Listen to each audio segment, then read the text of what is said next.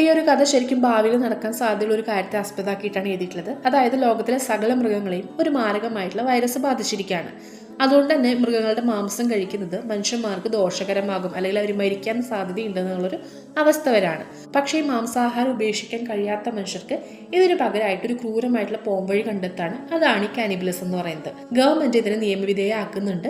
Special meet എന്ന പേരിലാണ് ഈ ഒരു മാംസം വിപണിയിലേക്ക് എത്തിക്കുന്നത്. ഇതിന് വേണ്ടിയിട്ട് പ്രത്യേകമായിട്ട് ആളുകളെ വളർത്തുന്നുണ്ട്. അവരെ ലൈവ് സ്റ്റോക്ക് എന്നാണ് വിളിക്കുന്നത്. ഇവർ അറവുശാലയിൽ കൊണ്ടുപോയിട്ട് പ്രോസസ്സിംഗ് ഒക്കെ കഴിഞ്ഞ് ജനങ്ങളിലേക്ക് എത്തിക്കുകയാണ് ചെയ്യുന്നത്. ഈ ഒരു പ്ലാന്റിൽ വർക്ക് ചെയ്യുന്ന ഒരാളാണ് നമ്മുടെ ഒരു കഥയിലെ പ്രൊട്ടഗോണിസ്റ്റ് ആയിട്ടുള്ള മാർക്കോസ് തേജോ എന്ന് പറയുന്ന ആള്. മാർക്കോസ് തേജോനെ എനിക്ക് ഒരിക്കലും ഒരു ഹീറോ ആയിട്ട് കണക്കാക്കാൻ പറ്റുന്നില്ല. കാരണം ഈ ഒരു കഥയുടെ പോക്കും ഇയാളുടെ ക്യാരക്ടറൊക്കെ കൊണ്ടാണ്. ഇയാൾക്കൊരു ഭാര്യയും മകനും അച്ഛനും ഉണ്ട്. മകൻ മരിച്ചതോടു കൂടിയിട്ട് ഇയാൾക്കും ഭാര്യയ്ക്കും ഇടയിൽ ഒരു അകൽച്ച ഉണ്ടാവുന്നുണ്ട്. അച്ഛനാണെങ്കിൽ ആരോഗ്യ പ്രശ്നങ്ങളൊക്കെ ഉണ്ട്. അതുകൊണ്ട് തന്നെ ഇയാൾ മാനസികമായിട്ട് വല്ലാതെ തളർന്നിരിക്കുകയാണ്. അങ്ങനെ ഇരിക്കുന്ന ഒരു സാഹചര്യത്തിലാണ് ഇദ്ദേഹത്തിന്റെ ഒരു ഇടപാടുകാരൻ ഇദ്ദേഹത്തിന് ഒരു ഗിഫ്റ്റ് കൊടുക്കുന്നത്. ഒരു ഹെഡാണ് കൊടുക്കുന്നത്. ഇതിലാണെങ്കിൽ മനുഷ്യന്മാരെ അല്ലെങ്കിൽ കൊലപ്പെടുത്തുന്നതിനൊന്നും ആ ഒരു പേര് വെച്ചിട്ടല്ല പറയുന്നത്. ഹെഡ്, പ്രോസസ്സിംഗ് എന്നൊക്കെയാണ് ഉപയോഗിച്ചിട്ടുള്ളത്. മേ ബി എനിക്ക് തോന്നുന്നു നിയമപരമായിട്ട് എന്തെങ്കിലുമൊക്കെ പ്രശ്നങ്ങൾ ഉള്ളതുകൊണ്ടാവാം അങ്ങനെയുള്ള വാക്കുകളൊന്നും ഉപയോഗിക്കാത്തത്. ഇവിടെ ഇയാൾക്ക് കൊടുക്കുന്ന ഹെഡ് എന്ന് പറയുന്ന ഒരു പെൺകുട്ടീനെയാണ്. എന്തിനാണ് കൊടുക്കുന്നതെന്ന് അറിയാമല്ലോ. പക്ഷെ ഇയാൾ അത് ചെയ്യുന്നില്ല.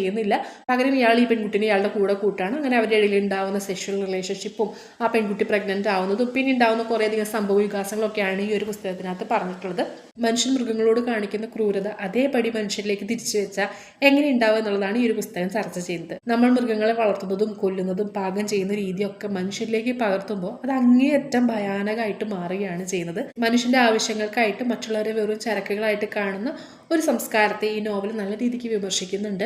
ഈ ബുക്ക് ഞാൻ ആർക്കും റെക്കമെൻഡ് ചെയ്യില്ല. കാരണം വായിച്ചിട്ട് ഞാനൊരു 2-3 ദിവസം നല്ല രീതിക്ക് ഡിസ്റ്റർബ് ആയിട്ടുണ്ടായിരുന്നു. എങ്കിലും ഞാനൊരു പുസ്തകം വായിച്ചതുകൊണ്ട് നിങ്ങളിലേക്ക് എത്തിക്കാമെന്ന് വിചാരിച്ചു. ഇനി ആരെങ്കിലും ഇതൊരു ഹൊറർ ബുക്കാണ് എന്ന് വിചാരിച്ച് വഴിതെറ്റി പോയിട്ട് എടുക്കണ്ട. ഇനി ഒരു റിവ്യൂ കേട്ടിട്ടും വായിക്കണം എന്ന് ആഗ്രഹമുള്ളവർക്ക് വായിച്ചു നോക്കാം. ഇനി വായിച്ചിട്ടുള്ളവരാണെന്നുണ്ടെങ്കിൽ നിങ്ങളുടെ അഭിപ്രായങ്ങൾ കമന്റ് ബോക്സിൽ രേഖപ്പെടുത്താൻ മറക്കരുത് കേട്ടോ.